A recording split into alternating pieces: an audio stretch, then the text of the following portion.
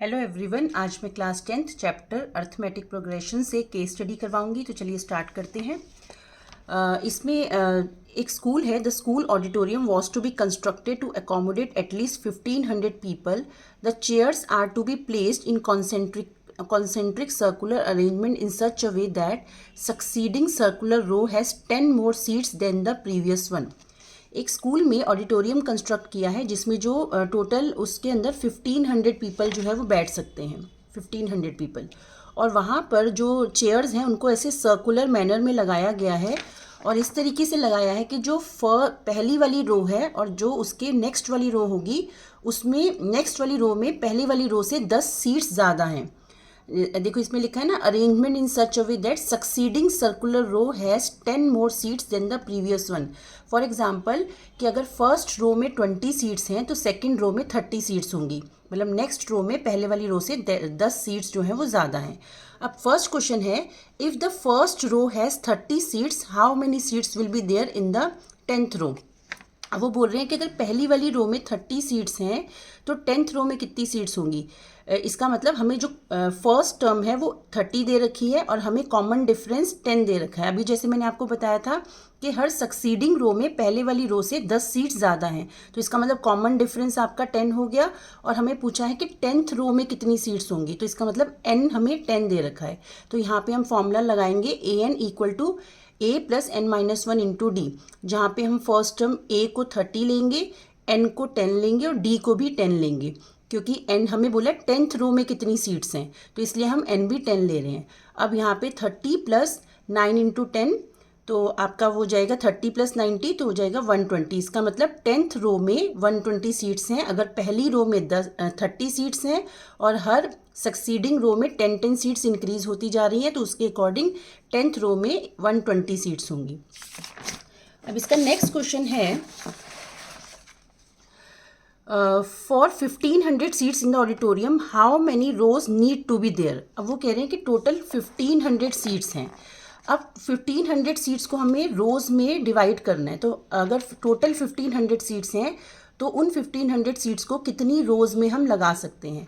तो इसमें आपका सम वाला फॉर्मूला लगेगा क्योंकि हमें टोटल सीट्स दे रखी हैं, सारी सीट्स का सम दे रखा है। तो Sn equal to n/2 2a plus n minus 1 into D. यहाँ पे हमें सम गिवन है 1500, n हमें निकालना है क्योंकि हमें नंबर ऑफ रोज़ निकालना है। फर्स्ट टर्म हमें 30 दे रखी है क्योंकि फर्स्ट रो में 30 सीट्स हैं, n माइनस 1 और कॉमन डिफरेंस हमें 10 दे रखा है। इसको जब हम पुट करेंगे अपनी अपनी जगह पे फॉर्मूला में तो हमें n की वैल्यू आ जाएगी यहाँ से 1500 n/2 60 plus n minus 1 into 10। जब हम इस पूरे को सॉल्व करेंगे तो लास्ट में हमारे पास एक क्वाड्रेटिक इक्वेशन बनेगी n² plus 5n minus 300 equal to 0। यहाँ से हम मिडल टर्म स्प्लिट करके n की वैल्यू निकालेंगे। n की दो वैल्यूज़ निकलेंगी, n इक्वल टू 15 और n इक्वल टू माइनस 20। तो नंबर ऑफ रोज नेगेटिव तो हो नहीं सकती, इसलिए हम n इक्वल टू 15 को कंसीडर करेंगे। तो इसका मतलब टोटल 1500 जो सीट्स हैं उनको लगाने के लिए जो 15 रोज़ बनाई जाएंगी। तो this is the answer of second question.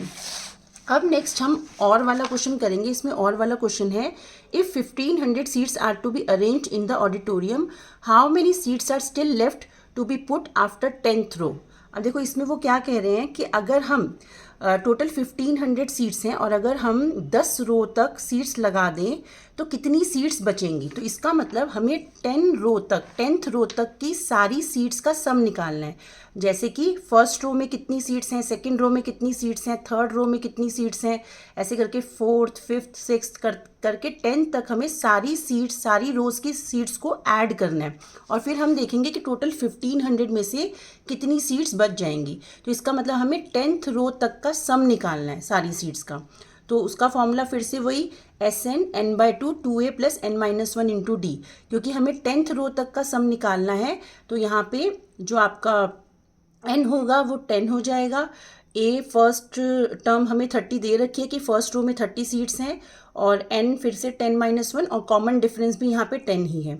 तो यहाँ से जब हम इस पूरे को सॉल्व करेंगे तो हमारे पास S10 आ जाएगा 750, मतलब 10th रो तक की सीट्स का सम, मतलब 10th रो तक जितनी भी सीट्स लगाई हैं उन सबको ऐड करके टोटल 750 सीट्स लगी हैं।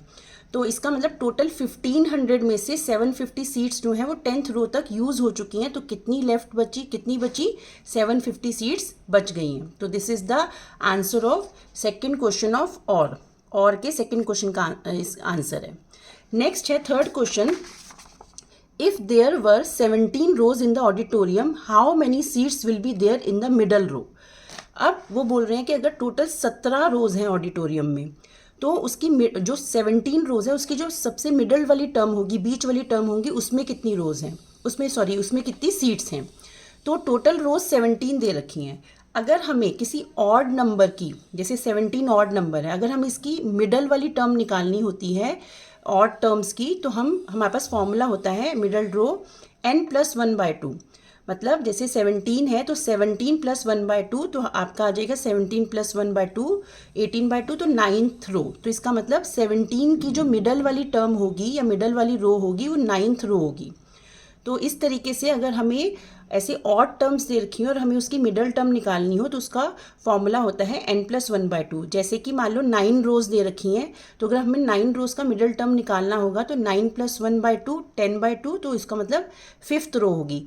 बट इस क्वेश्चन में 17 रोज हैं, 17 रोज की जो मिडल टर्म होगी वो 9th रो होगी। अब हमें 9th रो में नंबर ऑफ सीट्स निकालनी है, क्योंकि उन्होंने हमें बोला if there are 17 rows in the auditorium how many seats will be there in the middle row.